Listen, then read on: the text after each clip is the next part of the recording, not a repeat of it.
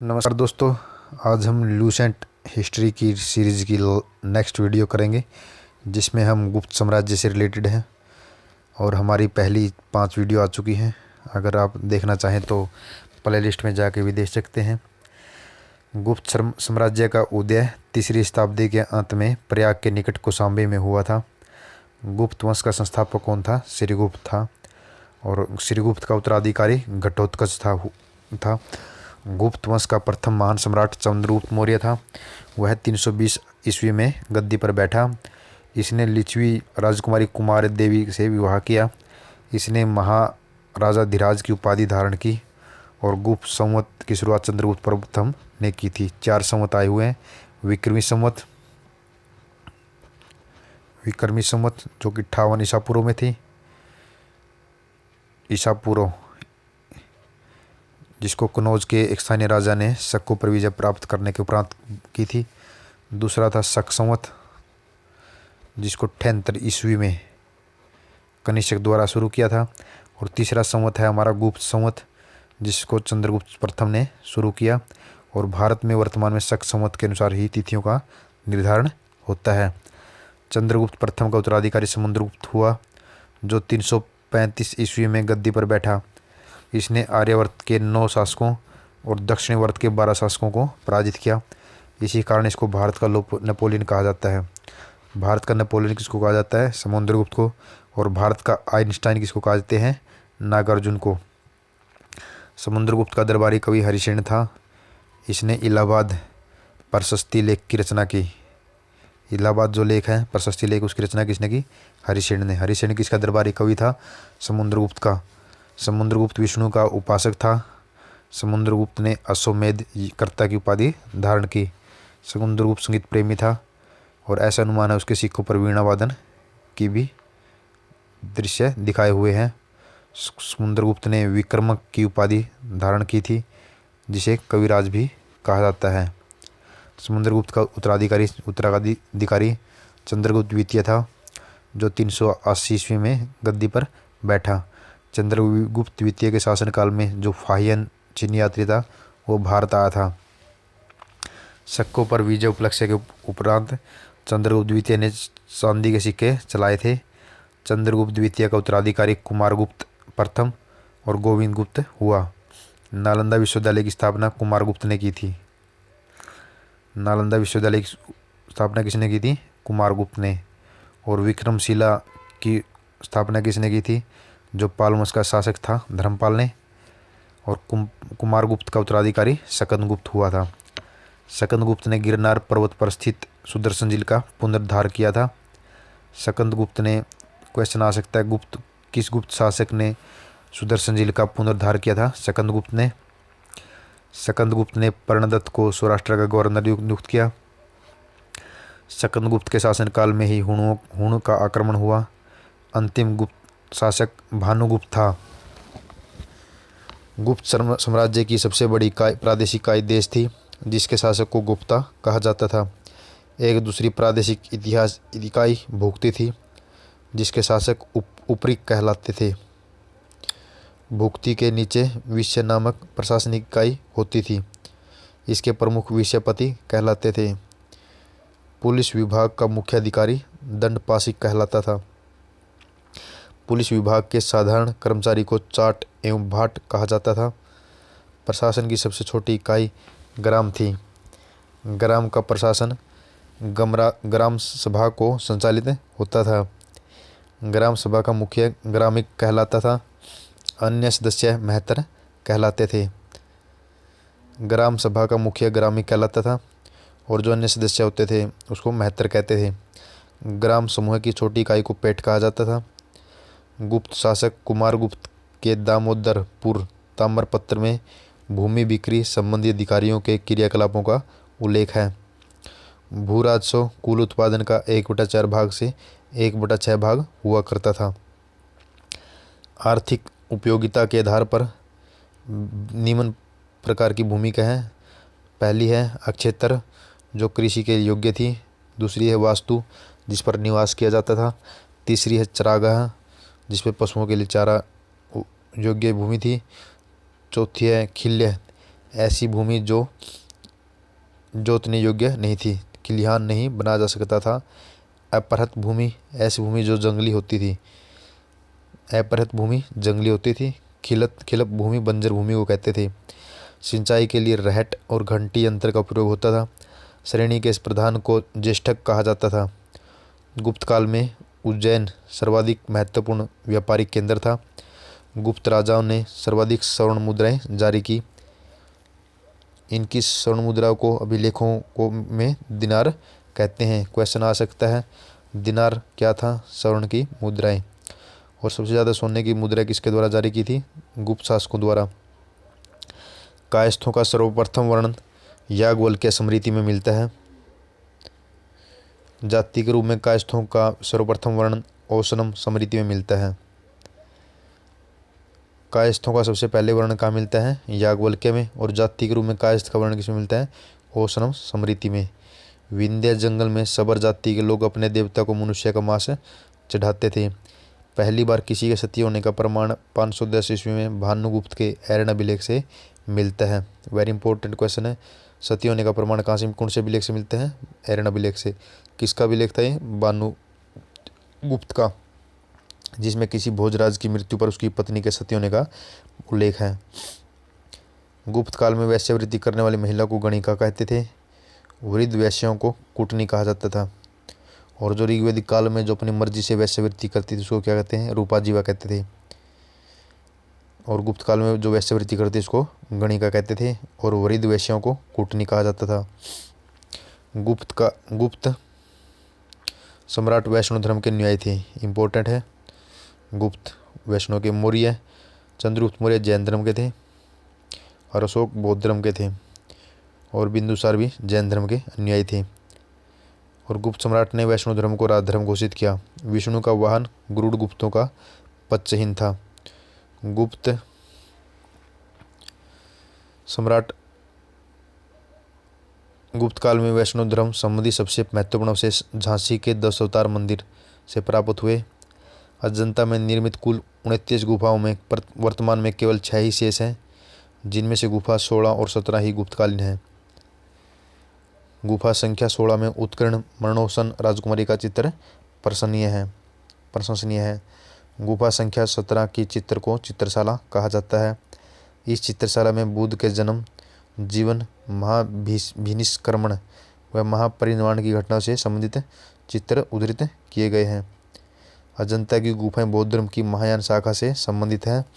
गुप्त काल में निर्मित अन्य गुफा बाघ की गुफा है, जो ग्वालियर के समीप बाघ नामक स्थान पर विंध्य पर्वत को काटकर बनाई गई है। चंद्रगुप्त द्वितीय के शासनकाल में संस्कृत भाषा का सबसे प्रसिद्ध कवि कौन था? कालिदास था। कालिदास जो कवि था किसके काल में था? चंद्रगुप्त द्वितीय काल में। चंद्रगुप्त द्वितीय के दरबार में रहने वाला आयुर्वेदाचार्य कौन था? धन्वंतरी। यानी धन्वंतरी और कालिदास किसके काल में थे? चंद्रगुप्त द्वितीय काल में। और विष्णु शर्मा द्वारा लिखित जो पंचतंत्र है संसार का सर्वाधिक प्रचलित ग्रंथ माना जाता है। बाइबल के बाद दूसरा स्थान है। वेरी इंपॉर्टेंट क्वेश्चन है। बाइबल के बाद संसार का दूसरा सबसे बड़ा ग्रंथ माना जाता है। इसे 5 भागों में बांटा गया। मित्र भेद, मित्र लाभ, संधि विग्रह, लब्ध प्रणाश और अप्रियक्षारिकतव। आर्यभट्ट ने आर्यभट्टियम और सूर्य सिद्धांत नामक ग्रंथ लिखे। इसी ने सर्वप्रथम पृथ्वी सूर्य के चारों ओर घूमती है ये इसके बारे में बताया। चंद्रगुप्त द्वितीय के दरबार में रहने वाले कौन कौन से विद्वान थे? आर्यभट्ट, वराहमिहिर, धन्वंतरी, भरमगुप्त, कालिदास। आर्यभट्ट, वराहमिहिर, धन्वंतरी, भरमगुप्त। पुराणों की वर्तमान रूप में रचना गुप्त काल में हुई। इसमें ऐतिहासिक परंपरा का उल्लेख मिलता है। गुप्त काल में चांदी के सिक्कों को रुपये का कहा जाता था। याज्ञवल्क्य, नारद, कात्यायन, बृहस्पति स्मृति की रचना गुप्त काल में ही हुई थी। मंदिर बनाने की कला का जन्म गुप्त काल में ही हुआ था। मंदिर बनाने की कला का किस काल में हुआ था? गुप्त काल में हुआ था। और संस्कृत उपलब्धियों के कारण गुप्त काल को भारतीय इतिहास का स्वर्ण युग कहा जाता है। हमारा नेक्स्ट वंश है पुष्यभूति वंश। पुष्यभूति वंश। गुप्त वंश के पतन के पश्चात जिन नए राजवंशों का उदय हुआ उसमें मैत्रिक वंश, मौखरी वंश, पुष्यवृत्ति वंश, प्रवर्ती गुप्त वंश, गौड़ वंश प्रमुख हैं। इन राजवंशों में पुष्यवृत्ति वंश ने सबसे विशाल साम्राज्य स्थापित किया। पुष्यवृत्ति वंश की स्थापना करी थी पुष्यभूति ने। इसकी राजधानी थानेश्वर थी जो हरियाणा में है। हरियाणा प्रांत के करनाल जिले में स्थित वर्तमान थानेसर नामक स्थान पर है। प्रभाकर वर्धन इस वंश की स्वतंत्रता का जन्मदाता था। प्रथम प्रभावशाली शासक था प्रभाकर वर्धन, जिसने परम भट्टारक और महाराजाधिराज जैसी सम्मानजनक उपाधियां धारण की। प्रभाकर वर्धन की दो पत्नी यशोमती थी, जिसके 2 पुत्र थे, राज्यवर्धन और हर्षवर्धन। इनकी एक बहन थी राजश्री। राजश्री का विवाह कनौज के मौखरी राजा ग्रहवर्मा से हुआ था। मालवा के शासक देवगुप्त ने ग्रहवर्मा की हत्या कर दी और राजश्री को बंदी बनाकर कारागृह में डाल दिया। राज्यवर्धन ने क्या करा, जो देवगुप्त था उसकी हत्या कर दी, जो इसके जीजे का हत्यारा था, यानी ग्रहवर्मा का हत्यारा था देवगुप्त। और राज्यवर्धन ने क्या किया, देवगुप्त की हत्या कर दी।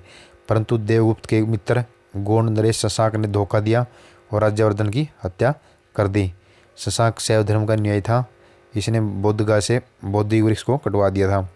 राज्यवर्धन की मृत्यु के पश्चात 606 ईस्वी में 16 वर्ष की आयुष्ठा में हर्षवर्धन थानेश्वर की गद्दी पर बैठा। हर्ष को शिलादित्य के नाम से भी जाना जाता है। इसने परम भट्टारक नरेश की उपाधि धारण की। हर्ष ने शशांक को पराजित करके, शशांक कौन था, जिसने हर्षवर्धन के भाई राज्यवर्धन को मार दिया था, और राज्यवर्धन ने किसकी हत्या कर दी थी, देवगुप्त को मार डाला था, और देवगुप्त ने इसके राज्यवर्धन के जीजा ग्रहवर्मन को मारा था। हर्ष ने शशांक को पराजित करके कनौज पर अधिकार कर लिया और उसे अपनी राजधानी बना दिया। हर्ष और पुलकेशिन द्वितीय के बीच नर्मदा नदी पर युद्ध हुआ, जिसमें हर्ष की पराजय हुई। तो पुलकेशिन द्वितीय ने हर्ष को पराजित किया। जो हर्ष हेनसांग आया था चीनी यात्री, वो हर्षवर्धन के काल में ही आया था। हुनसांग को यात्रियों का राजकुमार भी कहा जाता है, यात्रियों का राजकुमार भी कहा जाता है, नीति का पंडित कहा जाता है और वर्तमान शाक्य मुनि कहा जाता है। वह नालंदा विश्वविद्यालय में पढ़ने और बौद्ध ग्रंथ ग्रहण करने के उद्देश्य से भारत आया। हर्ष 641 ईस्वी में अपने दूत चीन को भेजे और 643 और 645 में 2 चीनी दूत उसके दरबार में आए। हर्ष ने कश्मीर के शासक से बुद्ध के दंत अवशेष बलपूर्वक प्राप्त किए। हर्ष के पूर्वज भगवान शिव और सूर्य के अन्य उपासक थे। प्रारंभ में हर्ष भी अपने कुल देवता शिव का परम भक्त था। चीनी यात्री हुनसांग से मिलने के बाद उसने बौद्ध धर्म की महान शाखा को राज्य श्रभ प्रदान किया और अब पूर्ण बौद्ध बन गया। हर्ष के समय में नालंदा महायान बौद्ध धर्म की शिक्षा का केंद्र बन गया। हर्ष के समय में प्रयाग में प्रति 5 वर्ष एक समारोह का आयोजन होता था, जिसे महामोक्ष परिषद कहा जाता था। हुनसांग स्वयं छठे समारोह में सम्मिलित हुए थे और बाणभट्ट हर्ष का एक दरबारी कवि था। उसने हर्षचरित और कादम्बरी की रचना की। प्रियदर्शिका, रत्नावली, नागन नामक 3 संस्कृत ग्रंथों की रचना हर्ष ने की थी। इम्पोर्टेंट है, हर्ष की रचना है प्रियदर्शिका, रत्नावली और नागानंद। कहा जाता है कि धावक नामक कवि ने हर्ष से पुरस्कार लेकर उसके नाम से ये तीनों ग्रंथ नाटक लिख दिए। हर्ष को भारत का अंतिम हिंदू सम्राट कहा जाता है। वेरी इंपॉर्टेंट है हिंदू सम्राट, लेकिन वह न तो कट्टर हिंदू था, न ही सारे देश का शासक था। हर्ष के अधीनस्थ शासक महासामंत कहे जाते थे। हर्ष के मंत्री परिषद के मंत्री को सचिव और अमात्य कहा जाता था। प्रशासन की सुविधा से हर्ष द्वारा साम्राज्य कई प्रांतों में विभाजित था। प्रांतों को भुक्ति कहा जाता था। भुक्ति का शासक राजस्थानीय, उपरिक और राष्ट्रीय कहलाता था। हर्ष के प्रांतीय शासक के लिए लोकपाल शब्द का प्रयोग किया गया। भुक्ति का विभाजन जिलों में हुआ और जिले की संख्या थी विषय, जिसका प्रधान विषयपति होता था। विषय के अंतर्गत कई पाठक होते थे। ग्राम प्रशासन की सबसे छोटी इकाई होती थी और ग्राम शासन का प्रधान ग्राम अक्षपटलिक कहा जाता था। पुलिस कर्मियों को चाट या बाट कहा गया। पुलिसकर्मी को चाट या बाट कहा गया। दंडपाशिक और दांडिक पुलिस विभाग के सेनाधिकारी होते थे। अश्व सेना के अधिकारियों को वरीदेश्वर, पैदल सेना के अधिकारियों को बलाधिकृत और बलाधिकृत कहा जाता था। हर्ष चरित में सिंचाई के साधनों के रूप में तुला यंत्र का उल्लेख मिलता है। हर्ष के समय मथुरा सूती वस्त्र के निर्माण के लिए प्रसिद्ध था। हर्ष के जो मंत्री परिषद थे इसमें भंडी था जो कि प्रधान सचिव था, सिंहनाथ जो कि सेनापति था, कुंतल जो अश्व सेना का प्रधान था और शकदगुप्त जो हाथी सेना गज सेना का प्रमुख था। आगे बढ़ते हम दक्षिण भारत के कुछ राजवंश। हमारा पहला है पल्लव वंश। पल्लव वंश का संस्थापक सिंह विष्णु हुआ करता था। इसकी राजधानी कांची थी या कांचीपुरम थी। यह वैष्णव धर्म का अनुयायी था। कृता अर्जुनियम के लेखक भारवी सिंह विष्णु के दरबार में रहते थे। पल्लव वंश के प्रमुख शासक हुआ करते थे महेंद्र वर्मन प्रथम, नरसिंह वर्मन प्रथम, महेंद्र वर्मन द्वितीय और परमेश्वरम वर्मन प्रथम और नरसिंह वर्मन द्वितीय। पल्लव वंश का अंतिम शासक था अपराजित। मत विलास प्रहसन की रचना महेंद्र वर्मन ने की थी। महाबलीपुरम के एकासम मंदिर जिन्हें रथ कहा गया था का निर्माण पल्लव राजा नरसिंह वर्मन द्वारा किया गया। रथ मंदिर में सबसे छोटा रथ द्रौपदी रथ था जिसमें किसी प्रकार का अलंकरण नहीं होता था। वातापी कोंड की उपाधि नरसिंह वर्मन प्रथम ने धारण की थी। अरबों के आक्रमण के समय पल्लवों का शासक नरसिंह वर्मन द्वितीय था। इसने राजाओं में सिंह, आगम प्रिय, शास्त्रों का प्रेमी, शंकर भगत, शिव का उपासक की उपाधि धारण की। उसने कांची के कैलाशनाथ मंदिर का निर्माण करवाया जिसे राज सिद्धेश्वर मंदिर भी कहा जाता है। इसी मंदिर के निर्माण से द्रविड़ स्थापत्य कला की शुरुआत हुई। 10 कुमार चरित के लेखक दंडी नरसिंह वर्मन द्वितीय के दरबार में रहते थे। यह आ सकता है कि कौन सा कवि किसके दरबार में था। जिस प्रकार सिंह विष्णु समुद्र के गुप्त के दरबार में था और जिस प्रकार कालिदास चंद्रगुप्त द्वितीय काल में था, आर्यभट्ट धन्वंतरी आदि चंद्रगुप्त द्वितीय काल में थे, इसी प्रकार दंडी के बारे में पूछ सकते हैं किसके काल में था। ये नरसिंह वर्मन द्वितीय के दरबार में था। कांची के मुक्तेश्वर मंदिर, वैकुंठ पेरुमाल मंदिर का निर्माण नंदी वर्मन द्वितीय ने करवाया। प्रसिद्ध वैष्णव सिंह संत तिरुमलई अलवार नंदी वर्मन द्वितीय के समकालीन थे। राष्ट्रकूट हमारा नेक्स्ट क्वेश्चन आता है।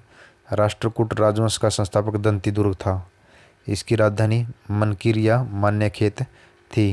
राष्ट्रकूट के प्रमुख शासक थे कृष्ण प्रथम, धुरो, गोविंद तृतीय, अमोघवर्ष, कृष्ण द्वितीय, इंद्र तृतीय और कृष्ण तृतीय। एलोरा के प्रसिद्ध कैलाश मंदिर का निर्माण कृष्ण प्रथम ने करवाया। राष्ट्रकूट वंश का पहला शासक था ध्रुव जिसने कनौज का पर अधिकार करने हेतु त्रिपक्षीय संघर्ष में भाग लिया। त्रिपक्षीय संघर्ष में कौन कौन से? राष्ट्रकूट वंश का ध्रुव, प्रतिहार नरेश वत्सराज और पाल नरेश धर्मपाल को पराजित किया। ध्रुव को धारावर्ष भी कहा जाता है। गोविंद तृतीय ने त्रिपक्षीय संघर्ष में भाग लेकर चक्रायुध और उसके संरक्षक धर्मपाल और प्रतिहार वंश के शासक नागभट्ट द्वितीय को पराजित किया। पल्लव, पांड्य, केरल और गंग शासकों के संघ को गोविंद तृतीय ने नष्ट किया था। अमोघवर्ष जैन धर्म का अनुयायी था। इसने कन्नड़ में कविराज मार्ग की रचना की। आदि पुराण के रचनाकार जिनसेन, गणित सार संग्रह के लेखक महावीराचार्य, अमोघवृत्ति के लेखक शकात्यायन अमोघवर्ष के दरबार में रहते थे। क्वेश्चन में आ जाता है मिलान करने के लिए। आदि पुराण के रचनाकार कौन थे? जिनसेन। गणित सार संग्रह के लेखक कौन थे? महावीराचार्य। अमोघवृत्ति के लेखक कौन थे? अमोघवर्ष। अमोघवर्ष ने तुंगभद्रा नदी में जल समाधि लेकर अपने जीवन का अंत किया। इंद्र तृतीय के शासनकाल में अरब निवासी अल मसूदी भारत आया।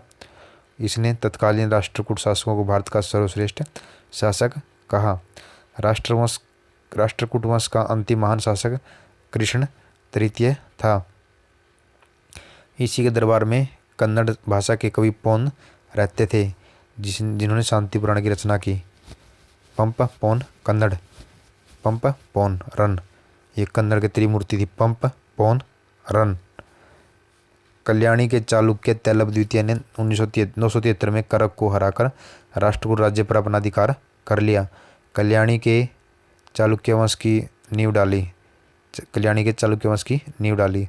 अलोरा एवं एलिफेंटा जो महाराष्ट्र में है, गुफा मंदिरों का निर्माण राष्ट्रकूट ने के समय में ही हुआ था। अलोरा में 34 शैलकृत गुफाएं हैं, जिनमें से 1 से 12 तक बौद्धों, 13 से 29 तक हिंदुओं और 30 से 34 तक जैन गुफाएं हैं। अगर आप याद रखें, अलोरा में 34 गुफाएं हैं, 1 से 12, 13 से 29 और 30 से 34 बौद्ध, हिंदू, जैन। बौद्ध, हिंदू, जैन गुफाएं हैं। राष्ट्रकूट शैव, वैष्णव, शाक्य संप्रदाय के साथ साथ जैन धर्म के भी उपासक थे। राष्ट्रकूट ने अपने राज्यों में मुसलमान व्यापारियों को बसने और इस्लाम के प्रचार की स्वीकृति दी। चालुक्य वंश व कल्याणी वंश। कल्याणी के चालुक्य वंश की स्थापना तेलव द्वितीय ने की थी। राजधानी मान्यखेत। चालुक्य वंश कल्याणी के प्रमुख शासक कौन थे? तेलव प्रथम, तेलव द्वितीय, विक्रमादित्य जयसिंह, सोमेश्वर द्वितीय, विक्रमादित्य सिक्स्थ, सोमेश्वर तृतीय, तेलव तृतीय। सोमेश्वर प्रथम ने मान्यखेट से राजधानी हटाकर कल्याणी कर्नाटक को बनाया। इस वंश का सबसे प्रतापी शासक विक्रमादित्य सिक्स्थ था। विल्हण और विज्ञानेश्वर विक्रमादित्य सिक्स्थ के दरबार में ही रहते थे। मिताक्षरा हिंदू विधि ग्रंथ याज्ञवल्क्य स्मृति पर व्याख्या नामक ग्रंथ की रचना महान विज्ञानेश्वर ने की थी। मिताक्षरा की रचना किसने की थी? विज्ञानेश्वर ने। विक्रमादेव चरित की रचना किसने की थी? विल्हण ने की थी। और इसे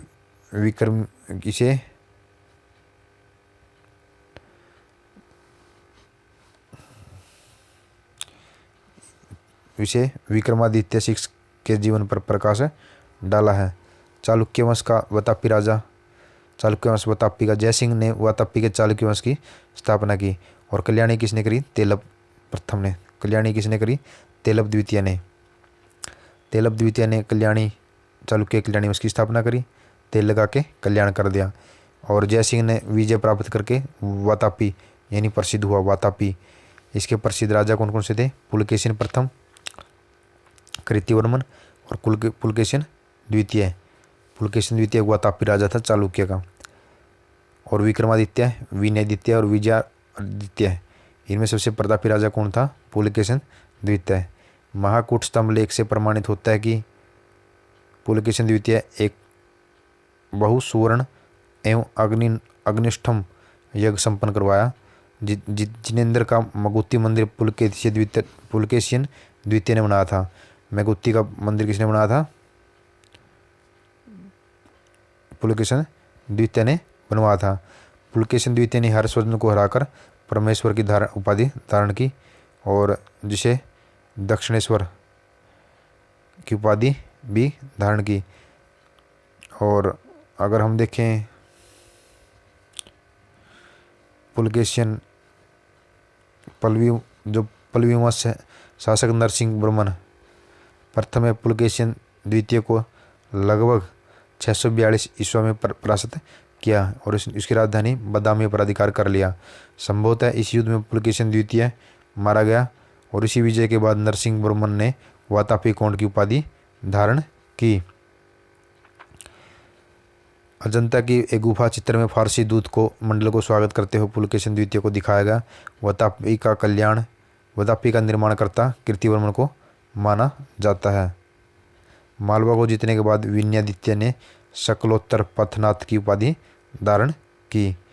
विक्रमादित्य के शासनकाल में ही दक्कन में अरबों ने आक्रमण किया। इस आक्रमण का मुकाबला विक्रमादित्य के भतीजा पुलकेशिन ने किया था। इस अभियान की सफलता पर विक्रमादित्य द्वितीय ने इसे अवनिजनाश्रय की उपाधि प्रदान की।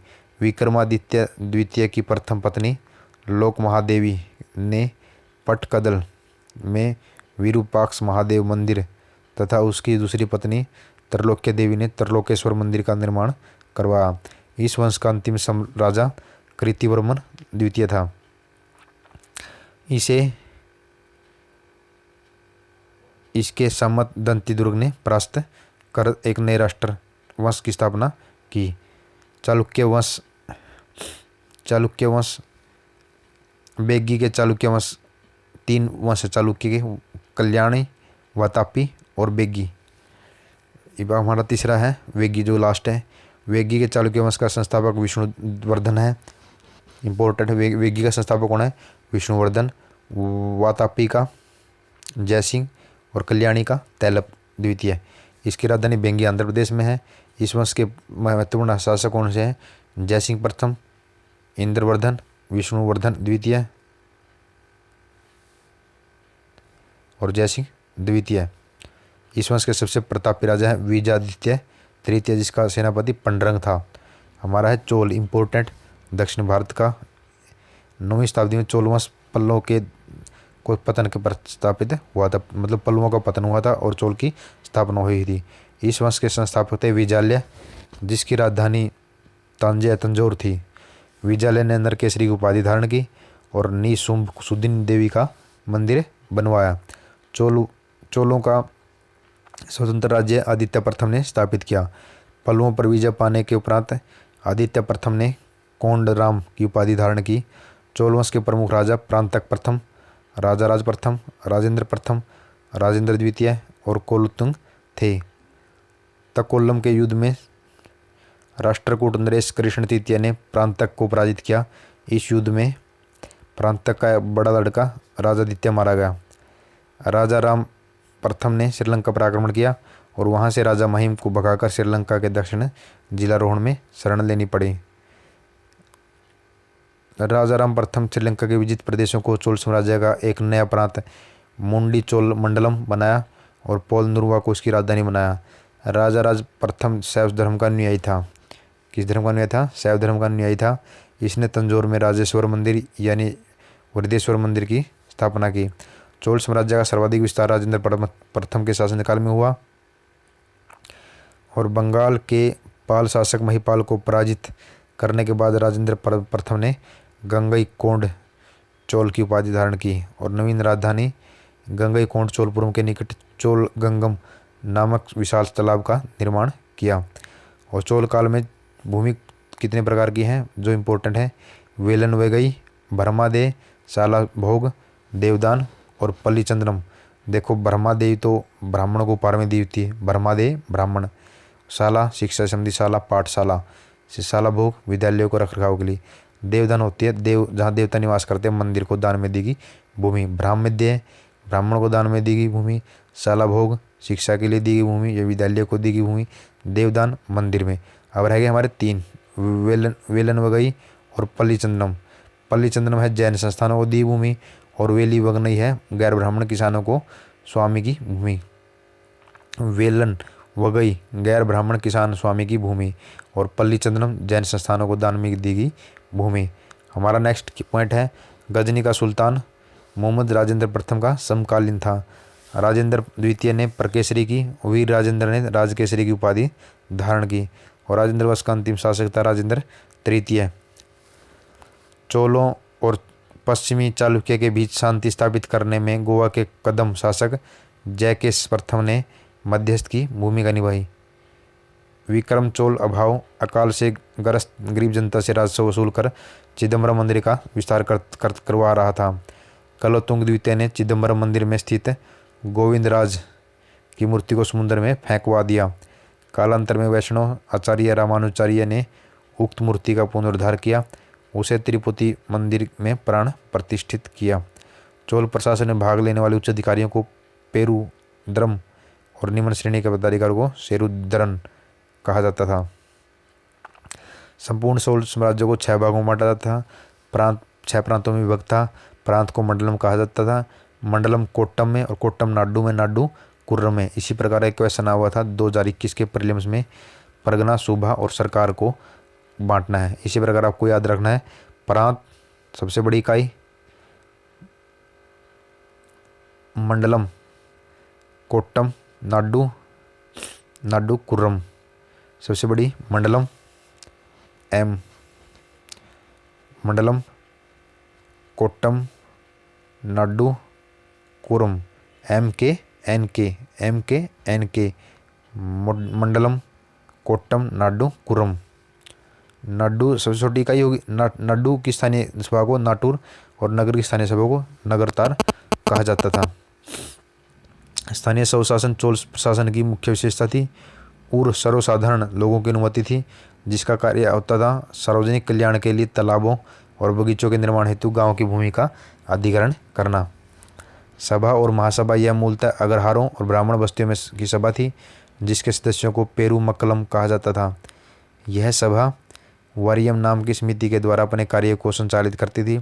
सभा की बैठक गांव में मंदिर के निकट वृक्ष के नीचे तालाब के किनारे होती थी। व्यापारियों की सभा को नगरम कहते थे। चोल काल में भूमि कर उपज का 1/3 भाग हुआ करता था। भूमि कितना कर देते थे? 1/3 भाग। और गांव में कार्य समिति के सदस्य के लिए जो वेतनभोगी कर्मचारी रखे जाते थे उन्हें मध्यस्थ कहा जाता था। ब्राह्मणों को दान में दी गई कर मुक्त भूमि को चतुर्वेदी मंगलम, दान दी गई भूमि ब्रह्मादेय कहते थे। जो कर मुक्त भूमि थी उसको चतुर्वेदी मंगलम कहते थे। ब्राह्मणों को कर मुक्त भूमि और दान में दी गई भूमि को ब्रह्मादेय कहते थे। इंपॉर्टेंट है, जो कर मुक्त भूमि थी, इस भूमि पर कर नहीं लगता था, उसको कहते थे चतुर्वेदी मंगलम। और दान में कौन सी थी? ब्रह्मादेय। चोल सेना का सबसे संगठित अंग था पदाति सेना। पदाति सेना। चोल काल में कासू सोने के सिक्के थे। तमिल कवियों में जय गोंदर प्रसिद्ध कवि था, जो कोलुतुंग प्रथम का राजकवि था।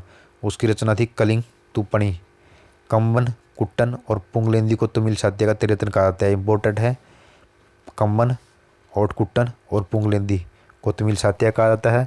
पंप, पन्ना, रन को कन्नड़ साहित्य का को कहा जाते हैं। आगे आ भी गया, पंप, पौन, रन को कन्नड़ का, कम्बन और कुट्टन पुंगलेंदी को तमिल का त्रिरत्न कहा जाता था। इंपॉर्टेंट है दोनों, कम्बन और कुट्टन और पुंगलेंदी को तमिल साहित्य का त्रिरत्न कहा जाता था। पंप, पौन, रन को कन्नड़ साहित्य का कहा जाता, त्रिरत्न कहा जाता था। पर्सी ब्राउन ने तंजौर के वृद्धेश्वर मंदिर के विमान को भारतीय वास्तुकला का निकष माना। चोलकालीन नटराज प्रतिमा को चोल कला का सांस्कृतिक सार या निचोड़ कहा। शैव संत ईशान शिव पंडित राजेंद्र प्रथम के गुरु थे। चोल काल का सबसे इम्पोर्टेंट बंदरगाह था कावरी पत्तनम। ऐसा ही कहा था हमारे काकतीय वंश का लास्ट प्रीलिम्स में, मोटुपल्ली। काकतीय वंश का कौन सा बंदरगाह था? मोटुपल्ली, एक क्वेश्चन में आया हुआ था। और चोल काल का महत्वपूर्ण बंदरगाह कौन सा है? कावरी पत्तनम। बहुत बड़ा गांव जो एक इकाई के रूप में शासित किया जाता था उसको तनियर कहते थे। उत्तर मेरू शिलालेख जो सभा संस्था का विस्तृत वर्णन उपस्थित करता है, प्रातक प्रथम के शासन से संबंधित है। चोल की राजधानी कालक्रम के अनुसार थी उरियूर, तंजौर, गंगईकोंड, चोलपुरम और कांची। चोल काल में सड़कों की देखभाल बगान समिति द्वारा की जाती थी। और चोल काल में आम वस्तुओं के आदान प्रदान का आधार धान था। और चोल काल के व्यापारी विशाल व्यापारी समूह निम्न थे: वलंजियार, नानादेशी, मणिग्राम। विष्णु के उपासक अलवार और शिव के उपासक को नर कहते थे। दोस्तों धन्यवाद। नेक्स्ट वीडियो में हम करेंगे यादववंश। अगर आपको वीडियो अच्छी लगती है प्लीज़ चैनल को सब्सक्राइब करें, वीडियो को शेयर करें। अगर कोई सुझाव हो तो कमेंट में बताएं, ताकि आप मेरे साथ अपनी यूपीएससी की, यूपीपीसीएस की और बीपीएससी जैसे एग्जामों के लिए प्री और मेंस में सहभागी के साथ साथ सहयोगी भी बने। धन्यवाद दोस्तों।